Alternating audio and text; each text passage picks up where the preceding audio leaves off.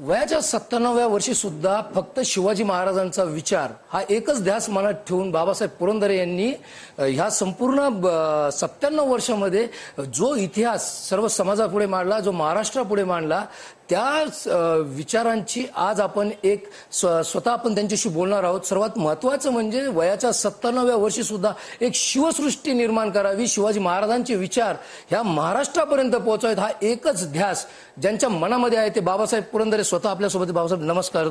सर्वात पहिले तुम्ही शिवाजी महाराजांचा विचार घेऊन ज्यावेळेस कामाला सुरुवात केली त्यावेळेसचा काळ कसा होता आणि पाठ्यपुस्तकातून जो इतिहास समोर आला त्याहीपेक्षा अजून काही इतिहास समोर येणं गरजेचं होतं जे तुम्ही केलेत, काय सांगाल?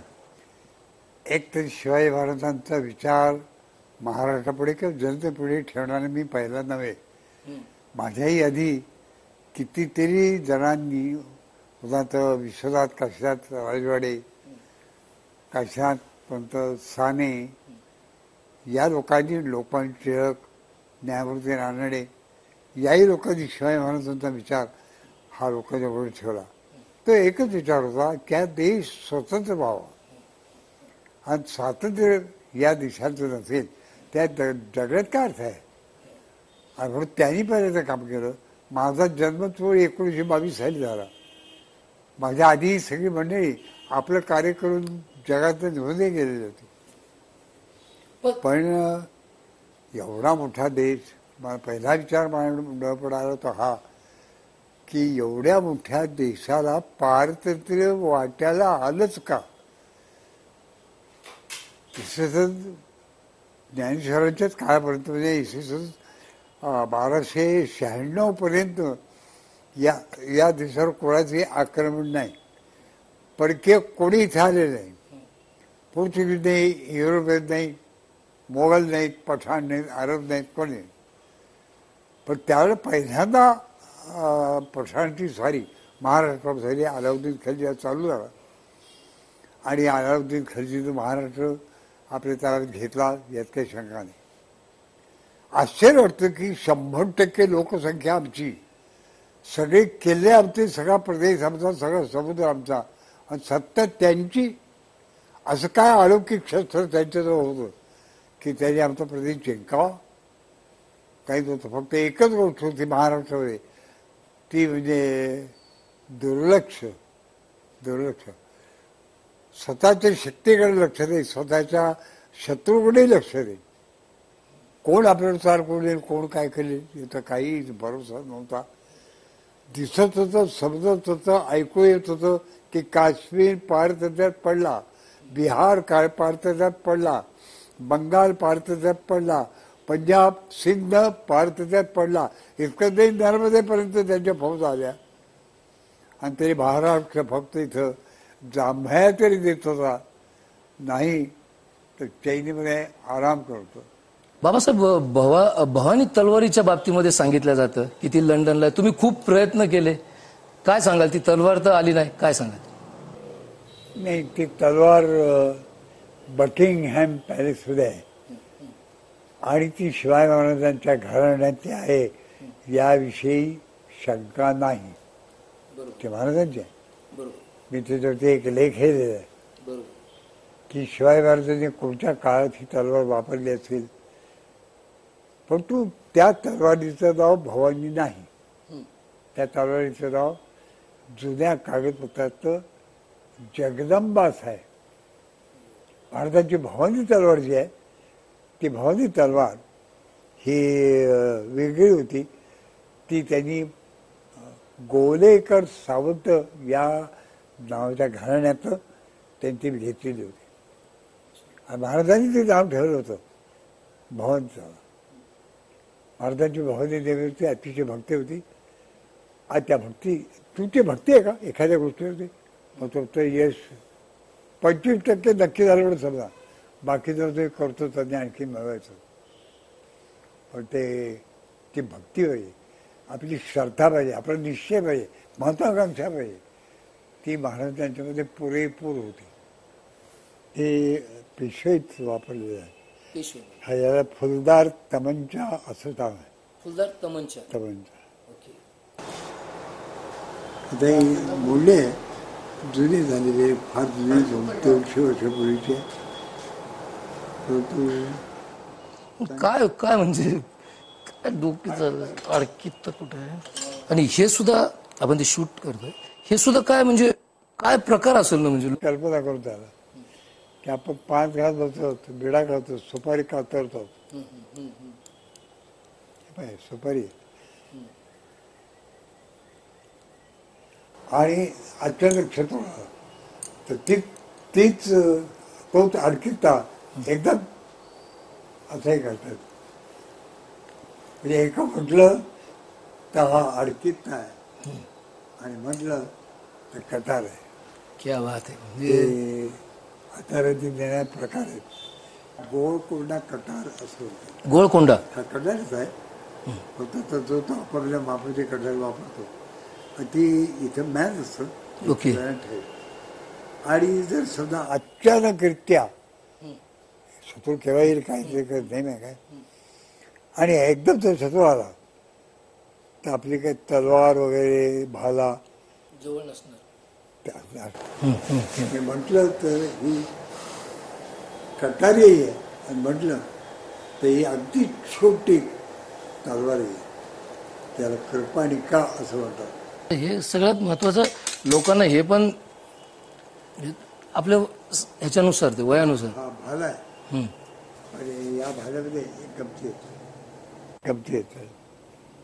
या इथे याला खाची येतात. ओके.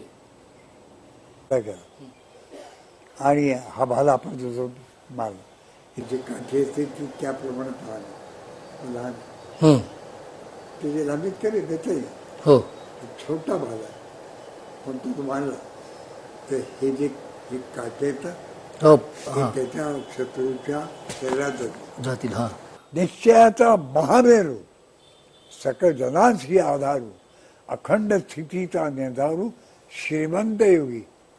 हे त्यांचं जे वर्णन आहे ते काही साधं सुद्धा वर्णन नाही आहे आणि विनाकारण वर्णन नाही, सार्थ वर्णन की निश्चयाने उभं राहतात. लोकांच्यामध्ये तो विश्वास देत आहेत, तुम्हाला जमेल, तुम्ही करा. त्यांचं एक वाक्य फार छान आहे. सैन्याला उद्देशून त्यांनी एकदा प्रतापगडावरती वाक्य विचारलं, ज्यास जे काम सांगितले ते त्यांनी चोख करावे. तुम्ही मग करतो का? शाळेत उशिरा, कॉलेजात उशिरा, खेळायला जातच नाही, मग उशिरा जाणं ते प्रश्न येत नाही. व्यायाम करायचा तो मुद्दाच नाही आमच्या जीवनात, त्यावर तोही प्रश्न येते. पण वेगळी गोष्ट करावी, चोख करावी, योग्य रीतीने करावी, हे शिक्षण शिवाय म्हणतो स्वतः सगळ्यांना दिलं. पण देताना स्वतः आचरण तसं केलं आहे आणि नेतृत्वाचं आचरण पाहून अनुयायी वागत असतात की नेता कसा वागतोय. नेत्याच्या सांगण्याप्रमाणे, शिकवण्याप्रमाणे अनुयायी वागतात. आणि महाराजांच्या मध्ये हे फार होतं. महाराज सर्वांच्यावर सारखं प्रेम करायचं. त्यांचं प्रेम त्यांचं. आणि जिजाऊ साहेब सुद्धा, जिजाऊ साहेबांना मी स्वराज्याच्या संघटक समजतो की स्वराज्याचे लोक एकत्र कसे कामाला लावावेत, त्यांना प्रोत्साहन कसं द्यावं, त्यांच्या आणि अडचणीला मदत कशी करावी. अहो एकत्र लग्न आणलं, सगळं घरदार शत्रूने लुटलं होतं. शत्रू तर आला मोगलांचा आणि शेती भक्ती सगळं गेलेलं होतं. त्यात होतं विठोजी नाईक शेळमकर आणि त्याच्या मुलीचं पुढं लग्न झालं. आणि घरात काही नाही, धान्यही नाही, अन्नही नाही, काही नाही. फार परिस्थिती बिकट. हे जिजाऊ साहेबांना कळलं. जिजाऊ साहेबांनी त्याच्या घरी सगळं पोचतं केलं आहे की लग्न साजरं चांगल्या रीतीने होईल इतकं सगळं सगळं साहित्य त्याच्या घरी पोचतं करा. चैनबाजी पण नाही. जिजाऊ साहेब आणि शिवाजी महाराज यांनी कधी गमती खातर सोहल काढली आहे एकही उदाहरण मला सापडत नाही. महाराज युद्धावर जाताना तर आपल्याबरोबर स्त्रियांना कधीही नेत होतो. स्त्रियांबरोबर कधी जे न्यायचे तेच सैन्यात येतील. घोडे असतील, उंट असतील, माणसातील हत्यारे इतकं तरी आवश्यक त्यावेळेला जनावर सुद्धा असतील, पण स्त्रियांच्या बाबतीमध्ये महाराज इतके दक्ष राहत होते की त्यांची प्रतिष्ठा, त्याचं संरक्षण हे अत्यंत महत्वाचं आहे. स्त्रियांचा बरोबर नाही, पुरुषाची जबाबदारी घ्यायची, स्त्रियांचं रक्षण करायचं. आणि म्हणून जिजाऊ साहेबांनी राजगडावर एक लढाई जिंकली पाहिजे. 1660च्या एप्रिल महिन्यामध्ये सासवडच्या जवळ एक मरियाईचा घाट म्हणून एक घाट आहे. त्या घाटामध्ये मोगलांच्या 30,000 फौजीचा पराभव जिजाऊ साहेबांनी अवघ्या 500 मावळ्यांना पाठवून केला. स्वतः गेले नव्हत्या, स्वतःच्या राजगडावर नेतृत्व करत होत्या, मार्गदर्शन करत होत्या, काय करा, कोणत्या पद्धतीने करा. पण अशी आमच्या राजाची आई पण तितकीच कर्तृत्वाद होती. तिच्या जीवनाचा, तिच्या वागण्याचा, तिच्या बोलण्याचा, तिच्या चारित्र्याचा, तिच्या उदात्त वर्तनाचा परिणाम केवळ शिवाजी महाराजांच्यावर नव्हे, सगळ्या महाराष्ट्रावर होत होता. बरं, आता एक महत्वाचा प्रश्न आपल्या सगळ्याशी संबंधित. पुणे जिल्ह्याला एक पहिल्यापासून महत्व आहेच आहे. शिवनेरीवर महाराजांचा जन्म झाला आणि ह्या पुण्याच्या ह्याच्यामध्ये आज कमीत कमी 7 ते 8 गड आहेत जे प्रसिद्ध आहेत. म्हणजे शिवनेरी असेल, लोहगड असेल, विसापूर असेल, तुंग, तिकोना, पुन्हा पुरंदरचा किल्ला, ह्या सगळे केले. पण बाबासाहेब एक थोडी खंत वाटतीये, स्मारक बांधल्या जात आहे पण किल्ले दुर्लक्षित आहेत. काय सांगाल? केले सांभाळणार कोण? पोलीस, SRP, मिलिटरी नाही. ते केले तुम्ही आम्ही सांभाळले. तुम्ही आम्ही जातो आणि भिंतीवर लिहितो केव्हा येऊन गेलो, पुन्हा केव्हा येणार आहोत, बरोबर कोण कोण होतं. केल्यांची घाण, केल्यांची पाडापाडी जर जास्तीत जास्त कोणी केले तर आम्ही लोकांनीच केली. केवळ करमणूक म्हणून केली. किल्ल्यावर तर धोंडे लोटले, किल्ल्यावर असलेल्या अनेक वस्तू आम्ही खराब केल्या. हे केले आम्ही सांभाळले पाहिजे. ते आमची इस्टेट आहे, आमची दौलत आहे. महाराजांनी केली सांभाळण्याकरता पैसे खर्च केले. त्या काळात तशी आवश्यकताही होती, त्यांनी केले खरे. आज पैसे खर्च करावे लागले तर मला असं वाटतं त्याचा निम्मा पैसा म्हणजे श्रम. शेवटी पैसा म्हणजे काय, श्रम करणारे द्यावा लागतो ना, पगार द्यावा लागतो ना. मग तो आम्ही का नाही करणार? आम्ही का नाही केल्यावरती साफसफाई करण्याकरता जात निदान 6 महिने एकदा आम्ही का त्या सुंदर पाण्याच्या तळ्यामध्ये प्लॅस्टिकचे कागद टाकतो आणि खरकटी उष्टी त्यात टाकतो? का टाकतो? आणि पुन्हा मी म्हणतो की केले चांगले म्हणून. त्याची जबाबदारी आमच्यावर आहे, आम्हा सर्वांच्यावर आहे, माझ्यावर सुद्धा आहे. का मला जितकं काही बरं करता येईल तितकं या किल्ल्यांच्या अर्थ केलं पाहिजे. स्मारक आहेत, ती स्मारक आम्ही सांभाळली पाहिजे. काही वृंदावन नाही, काही देव मूर्ती बांधलेल्या आहेत, काही देवळं बांधलेली आहेत. या सगळ्या गोष्टी आमच्या आहेत, हे आम्हीच सांभाळल्या पाहिजे. ते करण्याकरता दुसऱ्याला बोललो. मला काही लोक सांगतात शिवाजी महाराजांचं स्मारक करण्याकरता अमेरिकन सरकारकडे किंवा परदेशातल्या सरकारकडे देणग्या मागा, त्यांच्याकडनं काही ना काहीतरी मिळेल. मला लाज वाटते. शिवाजी महाराजांचं स्मारक काय, जिजाऊ साहेबांचं स्मारक काय, किंवा कोणत्याही थोर पुरुषाचं स्मारक, थोर स्त्रीचं स्मारक, ते करण्याकरता परक्यांची मदत काय म्हणून? आमच्या बापाचं श्राद्ध आम्हालाच करू द्या, कारण मी वारस आहोत. तर हक्क आमचा आहे, तर अभिमान आमचा आहे. आणि शिवाजी महाराजांनी पहा ज्या तळी बांधलीत, आज त्याचे 2 तलाव वाईट खराब स्थितीत कबूल आहे, पण तो आहेत. त्याच्याकरता ज्या काही सोयी करून दिल्या त्या लोकांना माहिती आहेत. का वापरतात आज? का नाही करत?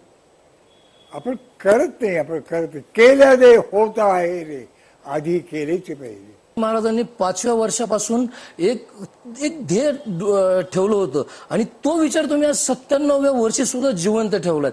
व्यसनाधीन मुलं तर आहेतच, पण ह्यामध्ये तुम्हाला असं वाटतंय की तुम्ही जे आता मांडलंय त्यामध्ये तुम्ही समाधानी आहात आणि आजचा काळ त्याच्याशी अनुरूप आहे? नाही, समाधानी तर महत्वाकांक्षी माणूस कधी समाधानी असत नाही. त्याची महत्वाकांक्षा सारखी निखाऱ्यासारखी फुलत असते. ज्या दिवशी निखारा दिसतो त्या दिवशी त्याला आपण कोळसा म्हणतो. तरुणांच्या मनाचे कोळसे होता का पाहिजे. तरुण महत्वाकांक्षेत भारावले पाहिजे. मी इतकं धान्य पिकवेन, मी माझ्या कारखान्यात अमुक काम इतकं करीन, मी माझा धंदा प्रामाणिकपणे चालवीन, मी दुधाचा धंदा करेन, पण चांगलं दूध लोकांना प्यायला घालीन. ही सर्व महत्वाकांक्षेचं दिवसाचं काम आहे. हे महाराजांनी लोकांना आपोआप शिकवलं आणि लोकांच्या मनामध्ये तो विचार सहज आला की राजा आपल्याला सांगतोय, एक मुलगा आपल्याला सांगतोय हे करायचं. ह्याचं आपलं कल्याण आहे, आपल्या घराचं, आपल्या गावाचं कल्याण आहे करायचं. आणि प्रत्येक जण कामाला लागलं. त्याविषयी एक गोष्ट होतं की पुण्याच्या भागामध्ये दुष्काळ पडून गेलेला होता. त्याला सोरटाचा दुष्काळ असं त्याला नाव. आणि त्या दुष्काळामध्ये महाराष्ट्राचं फार नुकसान झालं. फार माणसं मेली, फार जनावरं मेली. माणसं जनावरांसारखी मेली, जनावरं माणसासारखी मेली. काय राहिलं नाही, काय उरलं नाही. दारिद्र्य आणि दारिद्र्य. दारिद्र्य आलं तर दुःखी माणूस होणं स्वाभाविक आहे. दारिद्र्य येणं हे दुर्दैव आहे. पण दारिद्र्याचा अभिमान धरणं हे पाप आहे. शिवाय महाराजांनी ते शोभा. तुम्ही वयाच्या कितव्या वर्षी हे काम चालू केलं आणि किती गड किल्ले तुम्ही सर केले?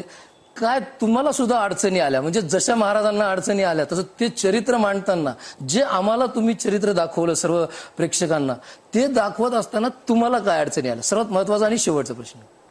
डोंगर काय किंवा झाडावर काय चढायचं म्हटलं की कष्ट पडणार. कष्ट केले पाहिजे. जर झाडावरचा आंबा काढायचा असेल तर कष्ट पडणार.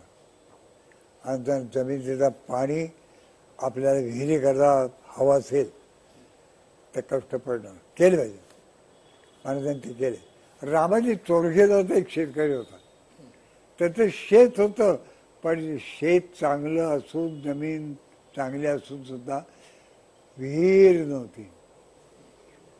जिजाऊ साहेबांनी, शिवाजी महाराजांनी त्यांना प्रेरणा दिली, प्रोत्साहन दिलं. कर कर कर तू कर जमेल. आणि त्यांनी ते केले. शिवापूरचं एक छोटंसं बंधारा बांधला. त्याला आपण आजच्या काळात धरण म्हणतो, पण बांधलं. कोणाला बांधलं? हे कशाकरता केलं? कोणाकरता केलं? शेतकऱ्यांच्या करता केलं, लोकांच्या करता केलं, गरिबांच्या करता केलं. त्यांना जे हवं ते वेळच्या वेळी मिळालं तर ते खरे सुखी आहेत. आपण बघितलं की मी बाबासाहेबांना त्यांच्याबद्दल विचारलं, त्यांच्या अनुभवांबद्दल विचारलं, तरी सुद्धा त्यांनी शिवाजी महाराज आणि जिजाऊ मातोश्रींच्या बद्दलच ज्या आठवणी आहेत त्या सांगितल्या. वयाच्या 57व्या वर्षी सुद्धा शेवटपर्यंत बाबासाहेबांच्या मनामध्ये आजही फक्त शिवाजी महाराजांचे विचार, शिवाजी महाराजांच्या आठवणी आहेत, जे ते समाजासमोर मांडतायत. महाराष्ट्रभूषण असेल, पद्मभूषण असेल, अशा अनेक पुरस्कार त्यांना मिळाले. पण ह्या पुरस्कारांपेक्षाही आजचा त्यांचा जो शिवाजी महाराजांच्या प्रती असलेला आदर आहे किंवा त्यांचे जे विचार आहेत ते जिवंत आहेत, एवढं नक्की. सचिन चपळगावकर, TV9 मराठी. हा व्हिडिओ तुम्हाला आवडला असेल तर असे आणखी व्हिडिओ पाहण्यासाठी TV9चं YouTube चॅनल सबस्क्राईब करा, बेल बटण दाबा. ताज्या घडामोडींसाठी लॉग ऑन करा TV9marathi.com.